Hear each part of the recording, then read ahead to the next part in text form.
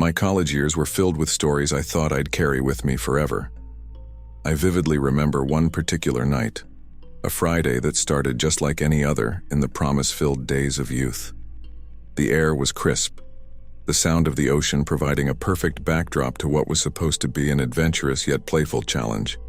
I was excited and nervous all at once, as anyone would be when faced with something so unusual. Spending an entire night blindfolded and bound on the beach felt more like a rite of passage than something genuinely dangerous. At first, the adrenaline kept us all energized. Chandler was the group leader, the only one who could see and guide us. It was amusing to hear his comments as he tried to maintain control of the situation. But honestly, the idea of being so vulnerable, without my basic senses, began to mess with my mind. I trusted my friends, Whitworth, Jackson, and Vikram. But the lack of control was something that deeply unsettled me. The feeling of my wrists bound and my eyes blindfolded made every step feel heavier. As we walked, we could hear only the sound of the ocean and our own footsteps. Time seemed to stretch, and I completely lost track of how far we had gone. At first, jokes and laughter filled the void, but as the walk dragged on, silence began to creep in. It was as if the darkness around us was slowly swallowing our courage. The sound of the waves now felt distant, like we had been taken to a place where even the ocean refused to accompany us. I wondered what awaited us at the end of this challenge. The thought of finishing the final week of our promises was exciting, but a persistent question formed in my mind. What if something went wrong? Looking back, I realized that question was the first hint that something truly terrifying was about to happen. The first signs that something wasn't right were almost imperceptible. At first, they were just vague noises, small details that my mind could easily dismiss as mere paranoia. We were still walking, following Chandler's instructions, when I heard something different in the distance. It wasn't the sound of the ocean or the rustling of leaves in the wind. It was a sharp crack, like branches breaking under the weight of something or someone. I hesitated for a second, not wanting to seem paranoid in front of the group. After all, we were all nervous. The blindfold intensified my other senses, and I started noticing things that would usually go unnoticed. The sound of footsteps, not ours, but something else.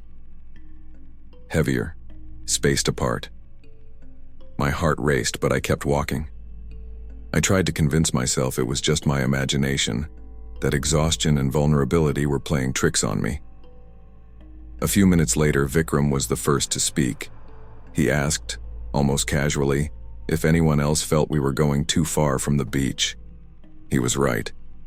The sound of the waves was gone, and the salty smell had been replaced by something denser, more humid. I could feel it, but I didn't want to admit it. Chandler's silence was the most unsettling of all. He was supposed to be in control, guiding us, but he didn't respond. Soon after, something even stranger happened. The sound of our footsteps changed, as if the ground beneath us had shifted. It felt softer, like loose soil or mud. That didn't make sense. We weren't near any river or swamp. I began to wonder if Chandler really knew where he was taking us. "Chandler, is everything okay?" I asked, trying to sound calm, but my voice cracked at the end. His reply was short and dry.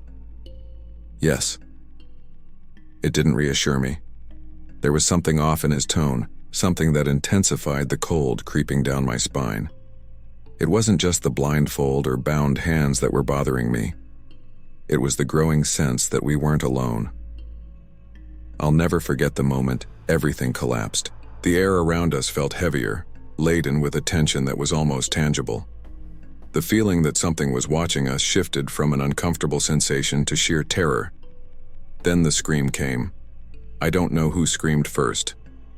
Maybe it was Vikram, or maybe Chandler, but the sound echoed through the forest like an explosion. A sharp, desperate scream that sent chills through every inch of my body. My heart felt like it wanted to explode, and before I could process what was happening, I heard the unmistakable sound of footsteps, but not ours. There was a commotion. Someone bumped into me, nearly knocking me over, and I stumbled backward. My blindfold slipped partially, allowing me to glimpse only a blur of shadows moving too fast. I heard branches snapping, leaves being trampled, and then a dull thud, like something or someone hitting the ground. "Chandler? Chandler, where are you?" I shouted, but there was no response. Only more noise, more chaos. What had seemed like a relatively quiet trail was now enveloped in suffocating darkness, even though the daylight was still there. Then I felt it. Something passed by me, quick and cold, like a sharp gust of wind. But it wasn't wind. It was something more tangible. A primal instinct took over, a certainty that it wasn't human. My mind struggled to understand what was happening, but my body had already taken control. I turned, trying to find my way, but the sounds around me seemed to come from all directions. A laugh, or something that sounded like a laugh, echoed in the distance, and in that moment I knew we had fallen into a trap. That's when I realized Chandler was gone. I couldn't hear him, couldn't see him. He had vanished in the chaos, and with him, any hope that this was just a misunderstanding. Panic began to take over, but I knew that if I gave in to it, I'd be next. Something was hunting us, and now it was about survival. When the chaos eventually gave way to a deadly silence, I knew something worse was on the horizon. The sound of our footsteps and screams had vanished, leaving only the echo of my own heavy breathing. The group was scattered. It was as if the forest had become a living maze, shifting with each step, pulling us in different directions. That was when I realized we were exactly where they wanted us to be. I tried to orient myself, but each movement seemed to pull me farther from any safety. Every tree I passed seemed to pierce me with a sense of being watched, invisible eyes staring back. Then I saw, or rather, felt, something in the corner of my vision. It wasn't human, I was certain. With my heart racing, I moved closer, the branches cracking beneath my feet. The weak light filtering through the trees illuminated a small clearing ahead. In the center, there was something that made my breath catch. A pile of belongings, not ours. Old backpacks, tattered clothes, worn-out shoes. Items that looked like they had been there for years, some even covered in moss and leaves. But what truly made my stomach turn were the photographs. Photos hung from branches, gently swaying in the breeze. I grabbed one, my hand trembling so much I almost dropped it. The image was clear, a person. But the face was scratched out, distorted in a deliberately cruel manner. Behind each photo, there was something written, maybe a name, but it was all smudged, like it had been deliberately erased. My stomach churned, and then I saw something else. On the ground, beside the pile of objects, there were marks, deep scratches in the earth, like something or someone had been dragged. Symbols I didn't recognize, but they radiated a dark, inexplicable energy. That was when I heard something behind me. It wasn't loud, but it was enough to send chills down my spine. A low, distorted laugh, not human, echoed from the distance. I spun around, panic overtaking me, but there was nothing, just the suffocating feeling that I was no longer alone. I didn't know how my body was still moving. My heart was pounding so hard it felt like it would burst, but my feet kept running, tripping over branches and roots that appeared from nowhere. The silence of the forest gave way to a terrible sound, something I could only describe as a non-human scream, deep and guttural, coming from all directions at once. I don't know how I found a trail. It was narrow and barely visible, but it seemed like my only chance. The adrenaline kept me going, even though each step felt like I was descending further into darkness. That's when I heard footsteps behind me, not like mine. They were heavy, as if something was both crawling and running at the same time. I knew that if I looked back, it would be my end. So I kept running, focused on the small glimmer of light ahead, as if it were calling me. But then the trail ended. I faced a cliff, a void of endless darkness. I was trapped. My instinct screamed to jump, but something paralyzed me. And that's when I saw it. I don't even know how to describe it without feeling my stomach churn again. It was tall, far too tall to be human, but with a body that felt almost familiar. Its skin was pale and stretched over bones that seemed misplaced. It had no eyes, just hollow black holes that seemed to suck in what little light was around.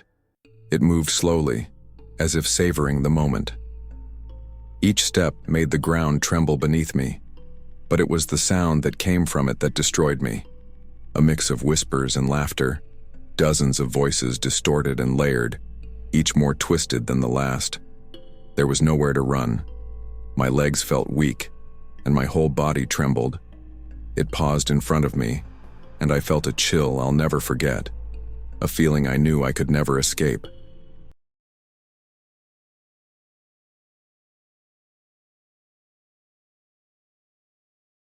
This happened to me about a year ago, and even today, the memory of that night still gives me chills. It was the moment everyone in the fraternity eagerly awaited, initiation night. I was 19, a freshman at college, and to be honest, I was both excited and nervous. My school in the South was famous for its parties and fraternity life, and becoming a part of that seemed like a huge milestone in my college experience. I won't go into too many details about the location or names to protect everyone's privacy, but that night was unforgettable. It was when I, along with about 20 other classmates, would officially be accepted as brothers of the fraternity. The initiation process wasn't entirely new to me. For weeks we had undergone strange tasks, being blindfolded, taken to random places, and completing odd challenges that upperclassmen came up with. Things I thought were just typical hazing. When we were asked to blindfold ourselves again and hand over our phones, I didn't think much of it. I was placed into a car with other classmates while the brothers sang some cheesy song at full volume. Despite the absurdity of it all, I found it kind of funny. I had no idea where we were going, but I was sure it would be just another silly prank. After about 20 minutes of driving, the car stopped. One by one, we were led out, guided by hand and told to stay silent. I felt soft grass beneath me and assumed we were in some field or something. The night was clear, but blindfolded, I could only rely on my other senses. The sound of crickets and rustling leaves in the wind created a strangely calm atmosphere. I could hear the upperclassmen walking around us, whispering to each other. After a few minutes, someone started speaking. It was an authoritative voice, likely from one of the leaders, explaining the honor of being accepted into the fraternity and how this night would mark a new chapter in our lives. I listened closely, but a sense of unease began to grow. Maybe it was the tight blindfold or the fact that I was sitting there unable to see anything, but something felt off, like we were being watched. When the speech ended, they began separating us into smaller groups. I was taken away from the others by one of the upperclassmen. He held my arm firmly, and I could feel the ground changing texture beneath my feet. First grass, then harder dirt. We walked in silence for a while, the only sound being our footsteps breaking the heavy silence. I wanted to ask where we were going, but something in his grip made me keep quiet. After a few minutes, he stopped. I heard the sound of keys jingling and then a metallic creak, like a gate or a fence opening. He gently pushed me forward and told me to stay put. A moment later, I heard the gate close again. By now, my heart was racing. I was still blindfolded, but the feeling of being locked in somewhere left me deeply uncomfortable. After a minute or two, he removed the blindfold. What I saw before me was a clearing surrounded by tall trees. In the middle of the clearing was an old wooden table covered with lit candles and some objects I couldn't make out from a distance.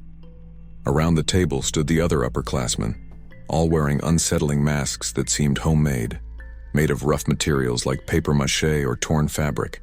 The sight was unnerving, to say the least.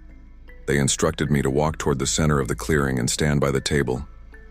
As I approached, I noticed a wooden box on the table, locked with a padlock, and next to it, a sealed envelope with red wax.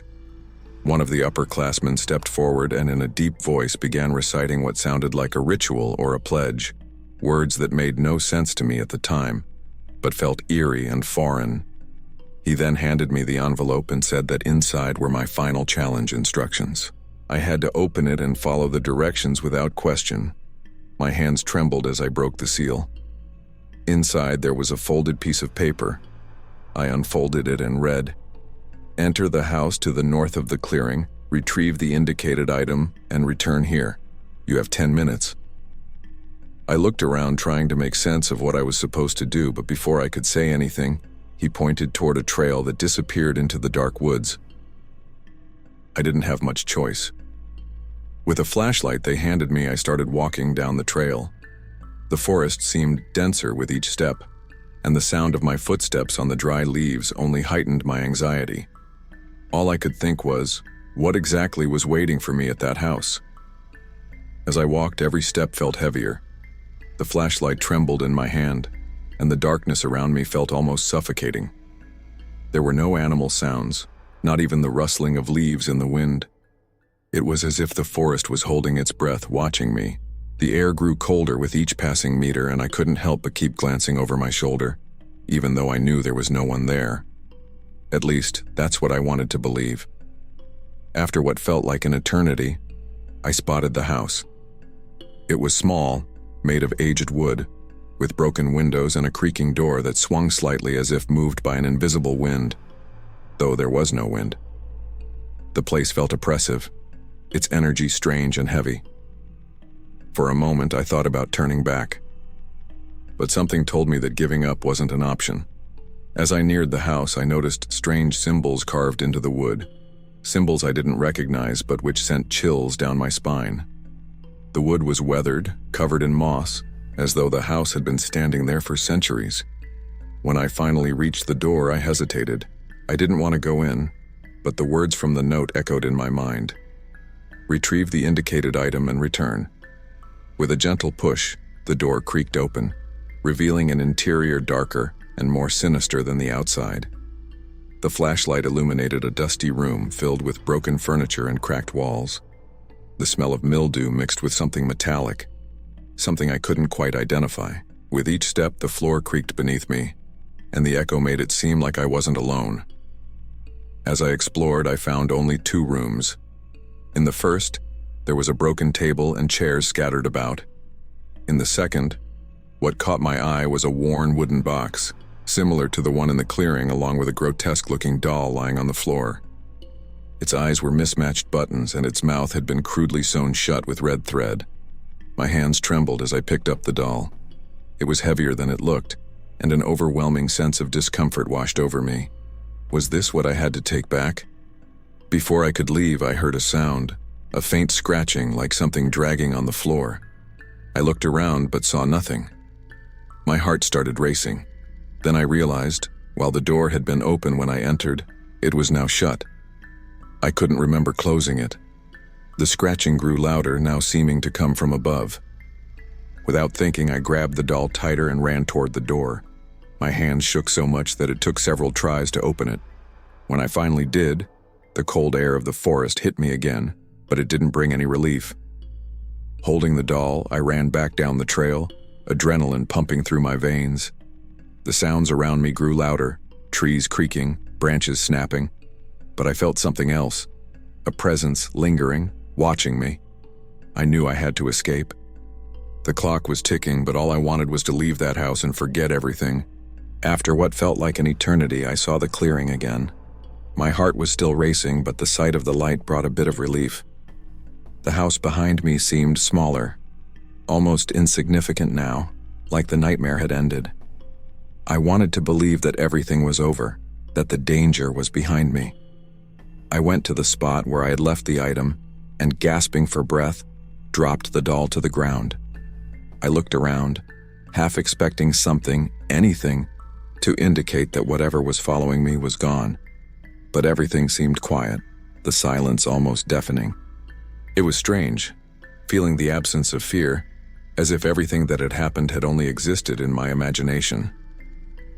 I decided to read the note again, but before I could, I felt something different in the air. The heaviness seemed to lift, as though a barrier had been broken. That's when I felt it, a shadow in my mind, a sense that I wasn't truly free, that whatever was connected to that house hadn't given up. With the paper in hand, I read the final words. Deliver the item and be free, or be taken forever. The words echoed in my head. I was about to leave the doll behind when something stopped me. Was there something else? A detail I had missed? Unsure of what to do, I finally dropped the doll to the ground. Slowly, I backed away, hoping everything would end. But just as I took a couple of steps, I heard a muffled laugh, distant and eerie, like whispers carried on the wind. I turned around and saw a shadow in the distance, the same figure from the house, emerging from the darker corners of my fear. The fear returned with full force. The place, the feeling. It seemed to never want to let me go. I ran toward the road, my steps frantic and disoriented. I didn't want to look back, but the laughter followed me, echoing endlessly. The light at the end of the road was there, but I felt the shadow always lurking behind me. I had to escape this place before it was too late. But even now, I wonder, was that truly the end? Or just the beginning of something far worse?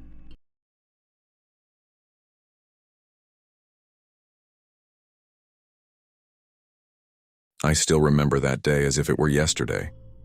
The college in Manhattan was vibrant and full of possibilities, but nothing could have prepared me for what was about to happen.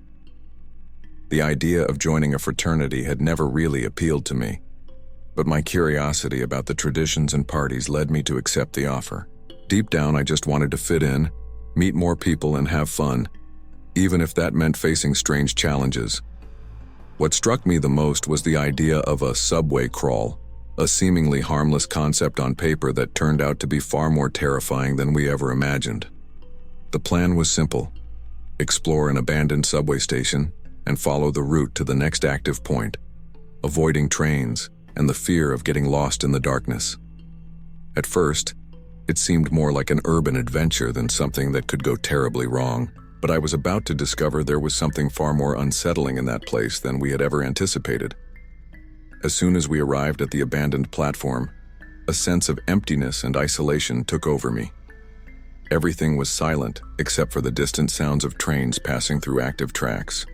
It felt as though we had stepped into a place where time had stopped. The light from our flashlights barely illuminated enough, and the air was thick with a heavy silence, almost suffocating. While the others pressed forward, Riker and I stayed behind. With the limited light, we could barely make out the silhouettes of the others ahead, while the surrounding darkness seemed to swallow everything. It was then that I noticed a figure standing in the middle of the track. It was impossible to miss. It didn't seem human. It felt more like a presence, a shadow. "Dude, what is that?" I whispered to Riker, fear rising in my throat. He strained his eyes but just shrugged as if expecting it to be some trick of the mind. But as we got closer, the silhouette remained motionless. It was as if it was waiting for us, silent, observing without saying a word. "David!" someone shouted from a distance. The voice shattered the silence, and for a moment, I almost forgot to breathe. It felt like the figure on the tracks had come to life, as if David's voice had summoned something in that abandoned tunnel. Riker and I froze, unable to move, while that figure continued to stare at us without a sound. The silence became so deafening that we could hear our own hearts pounding. Everything felt out of control, and I knew we were facing something we didn't understand. After calling out for David with no response, a knot formed in my throat. I looked around and saw that the others had disappeared ahead. Riker stood beside me, his eyes fixed on the darkness ahead. A sense of unease swept over me. Where was he? Why wasn't anyone answering? The silence grew heavier, more oppressive. "David," I whispered again. But this time the only answer I received was the echo of my own name. The tension became unbearable. With my flashlight trembling in my hand, I cautiously started moving toward the spot where I'd last seen him. Slow steps, growing fear as if each shadow around us could hide something, or someone. That's when I noticed the tracks, footprints in the dust, heading toward the end of the platform. The silence, once uncomfortable, now seemed to reverberate in my ears. Riker called out again, his voice muffled by my ragged breathing. I tried to shout back, but my throat felt tight. All I could hear were my own footsteps and the frantic beating of my heart. As we moved forward, the feeling of being followed grew stronger. The flashlight couldn't reach far enough, and the darkness seemed to close in around us. Then, I felt a presence behind me, a shadow that moved in silence. "Riker!" I shouted, but he didn't respond. I started running, but the sound of footsteps, now much closer, echoed through the tunnel. Everything felt distorted. The fear was so overwhelming that it made me doubt everything, reality, myself. That sense that something was there, near, observing, left me paralyzed. "What is this?" I whispered to myself, trying to rationalize what was happening. But the answer felt more distant than ever. All that remained was silence and darkness. Then, all I could hear was a faint sound, like someone whispering my name into the void. Fear consumed me as I walked deeper into the dark, following the trail of David. With every step, my mind questioned what could have happened to him. The darkness seemed to swallow any sound or light, and the silence was more unsettling than any scream. Then I saw a shadow up ahead. A figure hunched over, motionless, standing at the end of the tunnel. My heart pounded as I approached slowly. The flashlight barely cut through the darkness, and I felt a growing pressure, like something invisible tightening around me. "David?" I asked, trying to ignore the knot in my throat. The figure didn't respond. The silence was almost unbearable. With trembling hands, I shone the flashlight at their face. My blood ran cold. It was David. He stood there, eyes empty, staring into the darkness ahead. It was as if he didn't even see me. The fear transformed into indescribable anguish. "David?" I called again, louder this time. He didn't move. What haunted me even more was the expression on his face, a deep emptiness, as if he wasn't there at all. Panic surged through me. Whatever was happening, it seemed to have taken David. Desperately trying to stay composed, I shone the light further and saw something that froze my blood. Footprints, not just David's, but something much larger. They led into the deepest shadows. My heart raced as the truth began to form in my mind. This wasn't just a disappearance. Something, or someone, was there, in the shadows, and now they knew we were there too. With trembling legs, I followed the tracks, the flashlight shaking in my hands. The tunnel felt narrower and darker. Fear became a constant presence, like a cold fog wrapping around me with each step. The silence was deafening, broken only by the sound of my own footsteps. My hands were sweaty, and I felt that with each moment, something, or someone, was getting closer. The air felt denser, as though the weight of the darkness was pulling me in. My heart pounded harder with each flicker of movement on the edges of my flashlight's beam. "David!" I shouted again, but my voice faded into the deep silence. I tried to convince myself that I was alone, that all of this was just a hallucination from the fear. But the chill that ran down my spine when I heard a distant sound, footsteps growing closer, left no room for doubt. With my heart in my throat, I pressed on, more anxious than ever. The feeling of being followed grew stronger. And no matter how much I wished this was a nightmare, the truth was undeniable. Something was there, watching, following every move I made. With each turn, a new sense of dread took over. I tried to keep calm, but the images of David, his empty eyes, haunted me. I knew I wasn't alone. Something was there, in the shadows, and the thought alone made me want to turn back, but I knew I couldn't. As I pressed forward, the feeling of being pursued only intensified. And no matter how much I wished this was all a bad dream, the truth was clear. Something was there, relentless, and it wasn't going to let me escape.